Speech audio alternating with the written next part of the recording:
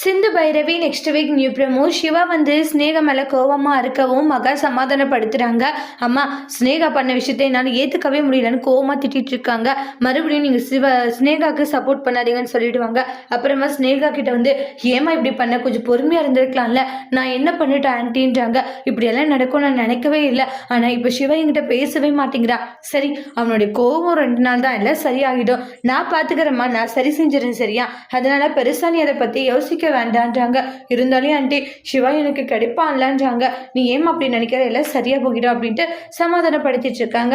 அதுக்கப்புறமா ஸ்னேகா அவசரப்பட்டுட்டோமோ அப்படின்ற மாதிரி ஸ்னேகாவுமே ஒரு பக்கம் யோசிச்சு கவலையோடு இருந்துட்டு இருக்காங்க. மகா இருந்துட்டு இப்படியே விட்டா அந்த சிந்து இந்த கேப்ல உள்ள வந்துடுவா. அது நடக்கக்கூடாதுன்னா நாம ஏதாச்சும் பண்ணி அவங்க 2 பேரும் மறுபடியும் ஒன்று சேர்த்தணுன்றாங்க. இல்லைன்னா கண்டிப்பா அவங்க 2 பேர் பிரிஞ்சே இருப்பாங்க. அப்புறம் நாம நினைச்சது நடக்காது அப்படின்ற மாதிரி மகா நினைச்சிட்டு இருக்காங்க. அதுக்கப்புறமா சிவாக்கு காஃபி போட்டுட்டு கொடுக்குறாங்க சிந்து. இங்க பாரு, அதெல்லாம் வேண்டாம் டாக்டர், நீ சொன்னது ஞாபகம் இருக்குல்ல, எல்லா விஷயத்தையுமே நீ என்கிட்ட ஷேர் பண்ணிக்கலாம், சரியா? எதையும் நினைச்சு நீ கவலைப்பட வேண்டான்றாங்க. கண்டிப்பா உனக்காக எல்லா நேரமும் இருப்பேன். நான் உன்னுடைய பிறந்த நாள் அப்பா உன் மனசுல இடம் பிடிக்கலன்னா போயிடுவேன்னு சொல்லியிருக்கல.